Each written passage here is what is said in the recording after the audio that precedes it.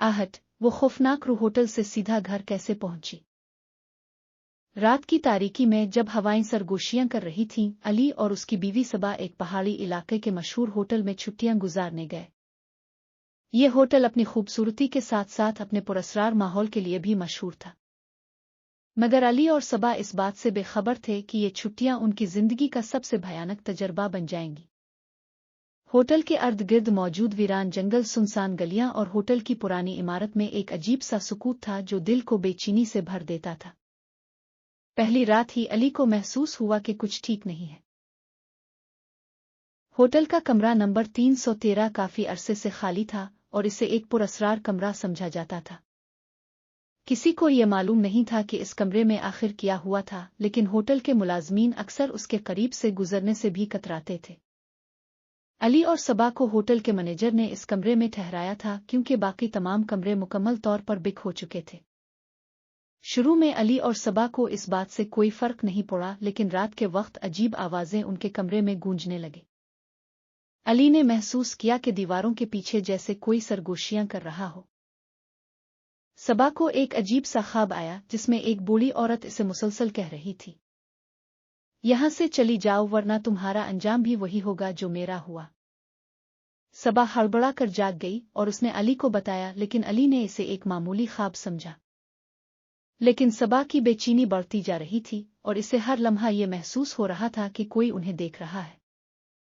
अली ने इसे तसल्ली दी और कहा कि यह सब थकन की वजह से हो रहा है। दूसरी रात अली और सबा खाने के बाद कमरे में वापस आए। जैसे ही वो कमरे में दाखिल हुए, दरवाजा खुद ब खुद जोर से बंद हो गया। अली ने फौरन दरवाजे को खोला, लेकिन बाहर कोई नहीं था।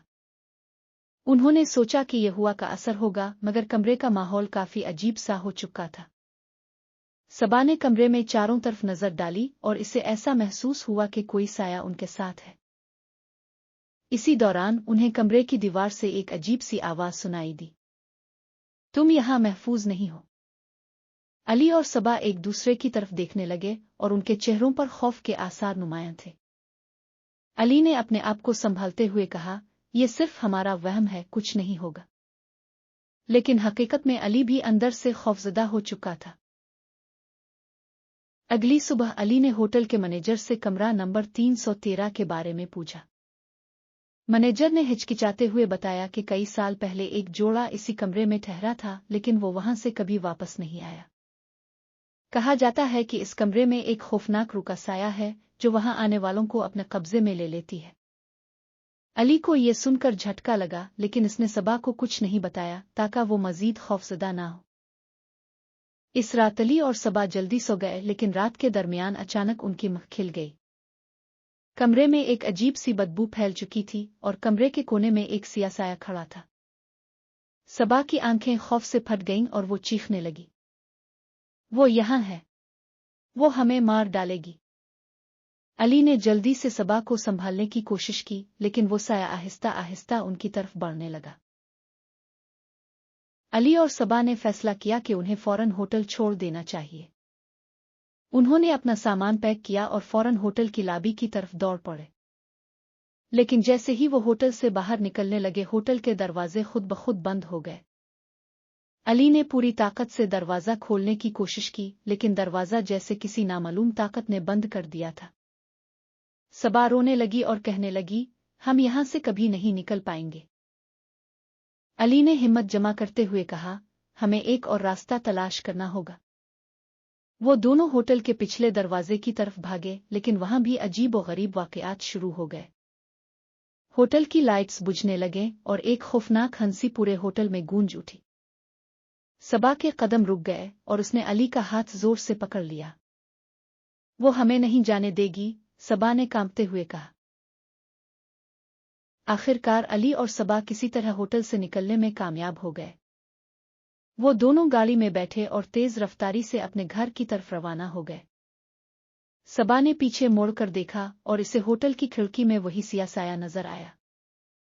वो हमारा पीछा कर रही है अली, वो यहां भी आ जाएगी, सबा ने खौफजदा होकर कहा। अली ने गाड़ी की रफ्तार और बढ़ा दी और वो जल्दी से अपने शहर पहुंच गए। लेकिन जब वो घर पहुंचे तो उनके घर का माहौल भी अजीब सा लगने लगा। सबा को मुसलसल ऐसा महसूस हो रहा था कि वो साया उनके साथ ही घर आ चुका है। रात के वक्त उन्हें घर के मुख्तलिफ हिस्सों से अजीब व गरीब आवाजें सुनाई देने लगे। दरवाजे खुद ब खुद खिलने और बंद होने लगे और कमरे में एक अजीब सी ठंडक फैल गई। अली ने फैसला किया कि उन्हें किसी मौलवी से मदद लेनी चाहिए ताकि इस रूह का पीछा छुड़ाया जा सके। उन्होंने करीबी मस्जिद के इमाम साहिब से बात की, जिन्होंने उन्हें बताया कि ये कोई आम साया नहीं है। ये रूह इस दुनिया में फंसी हुई है और इंतकाम की तलाश में है। सबा ने सवाल किया कि वो इंतकाम किससे लेना चाहती है। मौलवी साहिब ने कहा, शायद तुम लोगों से नहीं, मगर जिस जगह से तुम आए हो वहां कुछ ऐसा था जिसने इस रूह को बेदार कर दिया। अली और सबा ने सोचा कि क्या वाकई वो रूह होटल से उनके पीछे आ चुकी है। क्या वो अब उनके घर में भी मौजूद है।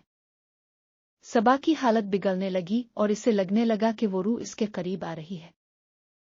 रात के वक्त सबा को एक बार फिर वही बूढ़ी औरत ख्वाब में नजर आई। इसने सबा से कहा, तुम यहां महफूज नहीं हो, वो तुम्हें नहीं छोड़ेगी। अली ने मौलवी साहिब से मदद लेकर एक तावीज तैयार करवाया और घर के चारों तरफ रख दिया। मौलवी साहिब ने कहा कि अब उनका घर महफूज हो जाएगा, लेकिन सबा को अब भी शक था। रात के आखिरी पहर में अली और सबा दोनों सो रहे थे जब अचानक कमरे की लाइट बुझ गई। कमरे में एक बार फिर वही खौफनाक बदबू फैल गई और सबा की आंख खिल गई। इस बार वो साया बिल्कुल उनके सामने खड़ा था। अली ने जल्दी से मौलवी साहिब का दिया हुआ तावीज निकाला और साये की तरफ बढ़ा दिया। साया चीखने लगा और कमरे में अजीब सी आवाजें गूंजने लगे। तुम्हें बचा नहीं पाओगे। लेकिन जैसे ही अली ने तावीज को साये के करीब किया, वो धीरे धीरे गायब होने लगा। आखिरकार वो साया मुकम्मल तौर पर गायब हो गया और कमरे में दोबारा सुकून फैल गया। अली और सबा को एहसास हुआ कि कभी कभी हमारी लापरवाही हमें खौफनाक मुश्किलात में डाल देती है।